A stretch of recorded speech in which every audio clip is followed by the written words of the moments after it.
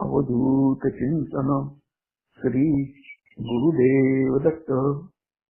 हरि ओम हरि ओम हरि ओम।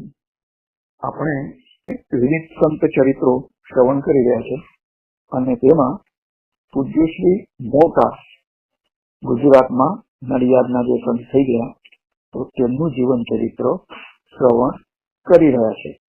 તેમના જીવનમાં અનેક અલૌકિક લીલાઓ બની હતી। તેઓએ દેશ સેવા પણ કરી, સમાજ સેવા પણ કરી, કુટુંબ સેવા પણ કરી અને આધ્યાત્મ માર્ગે પોતાનો સર્વાંગી વિકાસ પણ કર્યો। દેશ સેવા માટે જે વિવિધ સત્યાગ્રહો થતા હતા તેમાં પણ તેઓએ પોતાનું યોગદાન આપ્યું છે। મૂક સત્યાગ્રહ તો ઈસવીસન 1942 થી જે સ્વાતંત્ર્યની ચળવળ ચાલુ હતી અને બ્રિટિશ સરકારે તેને કચડી નાખવા માટે અસંખ્ય લોકોની ધરપકડ શરૂ કરી। તો હરિજન સેવક સંઘ અને તેમના જે અનેક કાર્યકરો હતા તો તે બધાને પણ તેમણે જેલમાં બેસાડી દીધા છે। તો આનું પરિણામ એ આવ્યું કે આર્થિક ફંડ વગર હરિજન જે બાળકો છે તો તે બાળકોને ગુજરાતમાં અને મુંબઈમાં જે આશ્રમ આવેલો હતો તો તે બંધ કરવાનો આરો આવ્યો છે। પૂજ્ય શ્રી મોટા આવી પરિસ્થિતિમાં આર્ત હૃદયે સદગુરુની પ્રાર્થના કરતા હતા અને અંતઃકરણમાં સદગુરુની તેમને આજ્ઞા થઈ કે હરિજન સેવામાંથી તું ભલે મુક્ત થયો હોય વ્યવહારિક દ્રષ્ટિએ, પરંતુ અત્યારે ગુજરાત અને મુંબઈમાં બંને શાખામાં આર્થિક તંગી છે, તો એ તંગીને દૂર કરવી એ તારો પ્રથમ ધર્મ છે, એ તારી પ્રથમ ફરજ છે। સદગુરુની આજ્ઞા પૂજ્ય શ્રી મોટાને મળી એટલે તેઓ બીજીના પદ્ધતિથી મુંબઈમાં આવ્યા અને તેમનો મુકામ હેમંતભાઈ આ તેમના જે આત્મીય હતા તેમને ત્યાં હતો અને તેમના સાધક સહકારી મિત્રોની બહેન નિગાર ઘેર રોજ સવારે તેઓ પહેલા ભોજન કરીને ઘરની બહાર નીકળતા અને સમગ્ર દિવસમાં ઠેક ઠેકાણે ફરીને જે એમને ભેગું કરવાનું હતું તેની પાછળ તેઓ કરતા અને સાંજે થાકીને ઘેર પાછા આવતા હતા। એક દિવસે એક મંડળની સભા હતી તો ત્યાં તેઓ ગયા છે। સભામાં તેમણે પોતાનો ઉદ્દેશ હેતુ જણાવ્યું છે।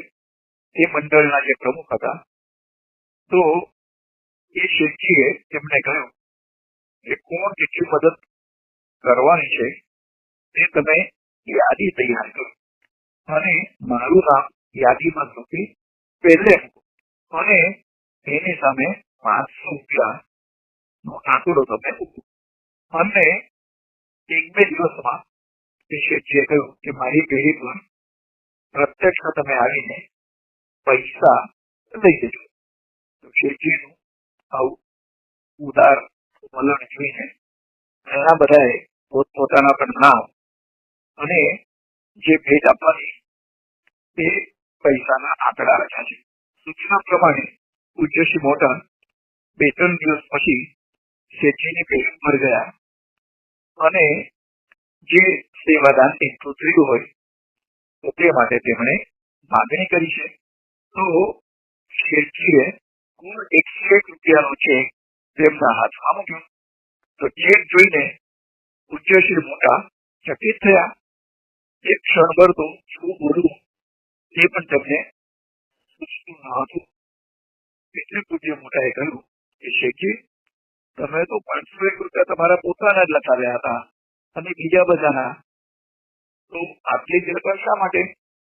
તો શેઠજીએ હસતા હસતા કહ્યું ભાઈ સાહેબ તમને આ કરામતમાં સમજ ન પડે હું જો 501 રૂપિયા લખાવું તો તે જેને બીજા બધા લોકો પણ મોટી મોટી રકમ લખાવે એના માટે મેં 501 રૂપિયા મારા નામ સામે લખાવ્યા હતા, પરંતુ હું તો તમને 101 રૂપિયા જ આપવાનો છું.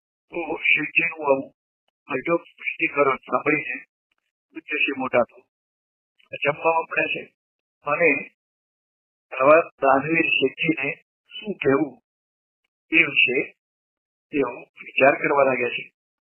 અને છતાં પણ અંતઃકરણમાં તેમના પ્રત્યે સદભાવ રાખીને તેઓ નમ્રતાથી બોલ્યા કે શેઠજી, આમ ચાલશે નહીં. તમે લખાવ્યા હતા તો એ રીતથી તમારે તો 501 રૂપિયા આપવા જ પડશે, અને એ 501 રૂપિયા લીધા વગરનું શેઠજી ગુસ્સે થયા અને એમણે કહ્યું કે જો લેવા હોય તો હાલું, નહીં તો પછી બીજા સિવાય તમે ચાલવા લાગો. પૂજ્ય શ્રી મોટા છે અને પેઢીના બહારના ઓટલા ઉપર બેઠા છે. પોતાની જે પુત્રી હતી તે તેમણે ખોલીને તેમાંથી કાગળ, પેન, પત્રો બધા કાઢ્યા છે અને વૈયક્તિક જે એમના ઉપર પત્રો આવતા હતા તો એ પત્રોના જવાબ લખવાનું તેમણે શરૂઆત કરી. તો ત્યાં બેસીને તેમણે અનેક સાધક ભક્તોને, આપ્તજનોને, આત્મીય વ્યક્તિઓને જે પત્રો એમની પાસેથી આવ્યા હતા તે બધાના જવાબ લખવા માંડ્યા છે. સહાય થવા આવી અને પેઢી બંધ થઈ ગઈ.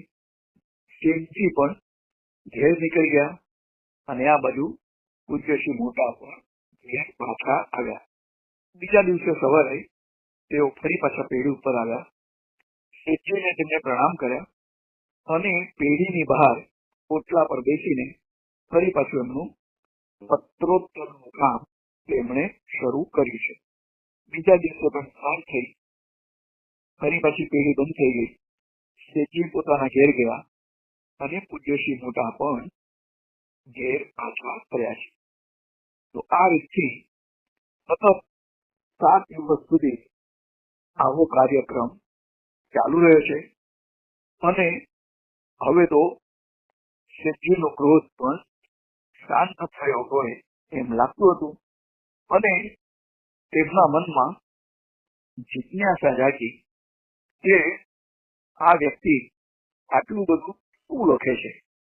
7 દિવસ પૂરા થઈ ગયા છતાં પણ તેમનું લખાણ હજુ પણ ચાલુ છે અને 7 દિવસથી પેઢીને છોડવા પણ તેઓ તૈયાર નથી.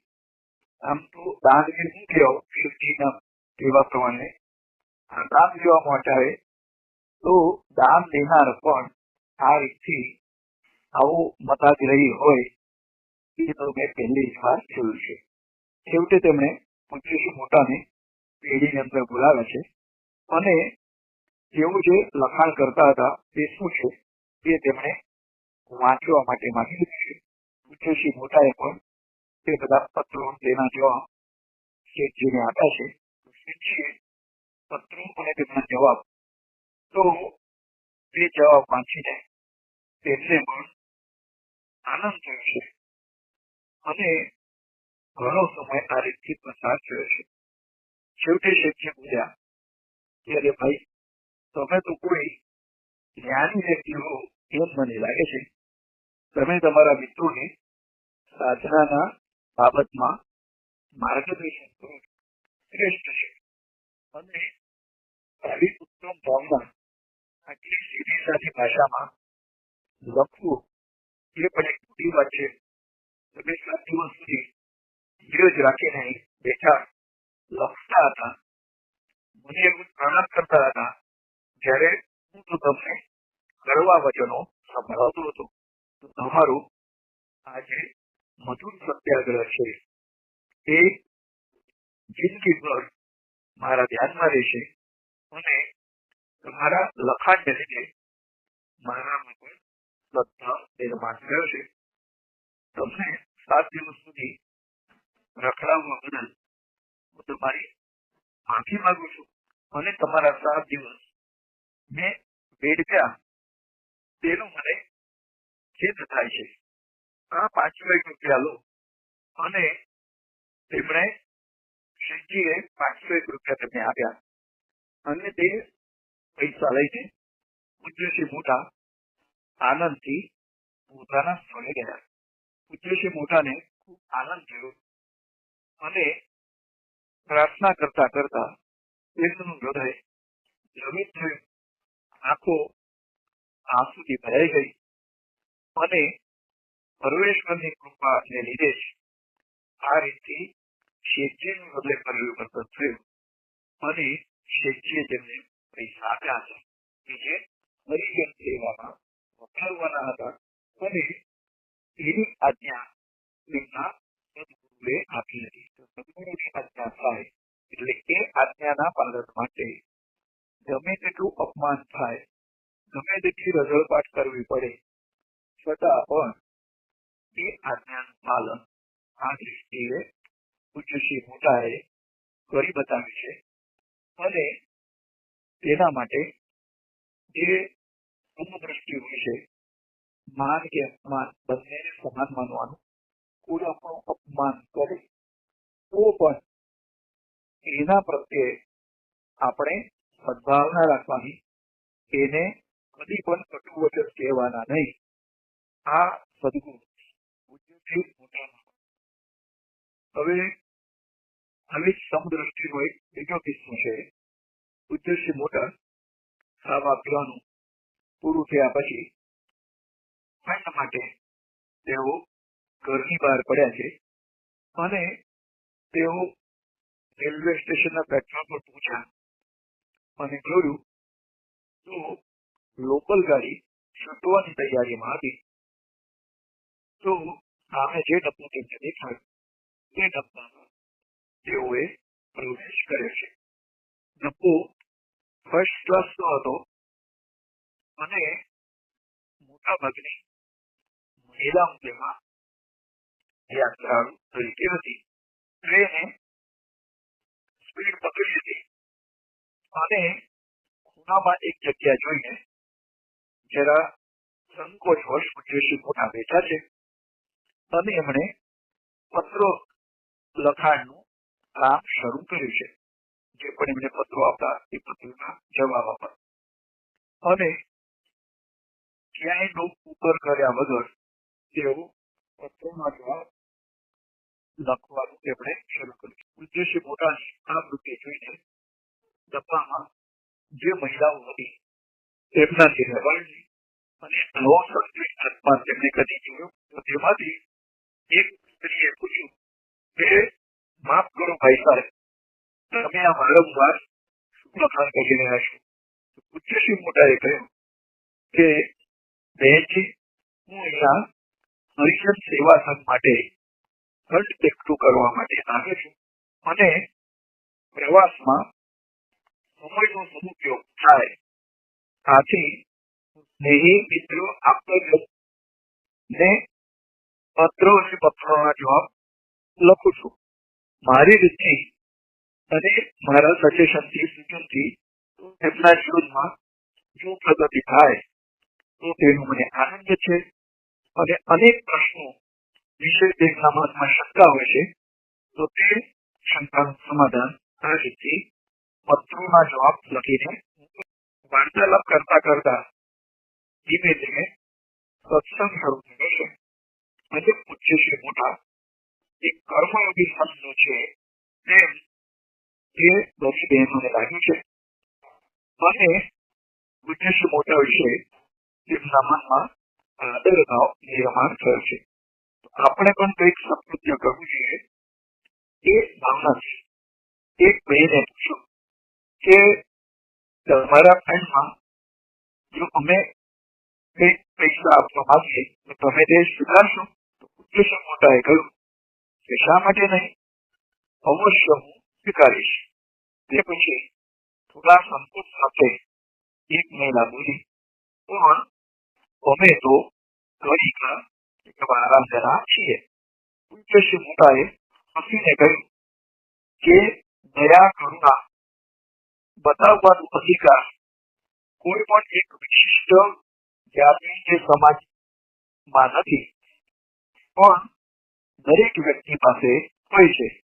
તમે કંઈક આર્થિક મદદ કરશો તો એ પૈસા હું અવશ્ય સ્વીકારીશ. બીજી મહિલાએ પૂછ્યું કે તમે અમારા ઘેર આવશો, કારણ કે અત્યારે અમારી પાસે પૈસા વધારે નથી. અને તે બેને બીજા કહ્યું કે અમારા જેવા આજે કાદવમાં ખતબત્તા અમારા જેવી કાદવમાં ખતબત્તી સ્ત્રીઓના ઘેર શું તમે આવવા તૈયાર છો? તો તે સ્ત્રીની શંકા એ યોગ્ય હતી, પરંતુ પૂજ્ય શ્રી મોટા તો નિર્ણય દેખા અને તેઓને આ મહિલાઓ પ્રત્યે કરુણાનો ભાવ ઉપજ્યો છે. પૂજ્ય શ્રી મોટાએ કહ્યું કે હું ચોક્કસ આવીશ. તમે મને તમારું સરનામું આપો અને સમય આપો, તે પ્રમાણે હું તમારે ત્યાં આવીશ. તે સાંભળીને બધી મહિલાઓને આનંદ થયો. તેઓએ સરનામું અને સમય આપ્યો છે અને પોતપોતાનું સ્ટેશન આવતા બધી સ્ત્રીઓ એ ડબ્બામાંથી ઉતરી રહી છે. નક્કી કરેલા દિવસે અને સમયે પૂજ્ય શ્રી મોટા તેમના ઘેર ગયા છે. બધી સ્ત્રીઓને આનંદ થયો છે કે અમારો જે ગૃહિત વ્યવસાય છે, સામાજિક અમારું સ્થાન છે, તેનો પણ વિચાર ન કરતા અમારા ઉપર કૃપા કરવા, અમારા ઉપર કરુણા દર્શાવીને આ જે કર્મયોગી સંત પુરુષ છે એ અમારા ઘેર આવે છે અને એમને કંઈક આર્થિક મદદ આપવાથી થોડું ઘણું જે પણ પુણ્ય અમે કમાઈશું એ ઈશ્વરના દરબારમાં ચોક્કસ જમા ખાતે રહેશે. તો આવા વિચારથી તેમનું અંતઃકરણ થઈ રહ્યું છે અને તે બધી મહિલાઓએ એકઠી કરીને મોટી રકમ ઉધાર અંતરકરણથી શ્રી મોટાને સોંપે છે. અને તે પછી એક મહિલાએ પૂછ્યું કે ભાઈ સાહેબ, તમે અમારા હાથનું ચા પીશો? તો પૂજ્ય શ્રી મોટાએ કહ્યું કે એક શરત ઉપર હું તમારી ચા સ્વીકારીશ. તમે બધા જ વાસણો વ્યવસ્થિત ધોઈને સ્વચ્છ કરીને પછી જો ચા બનાવું તો તે ચા હું અવશ્ય સ્વીકારીશ.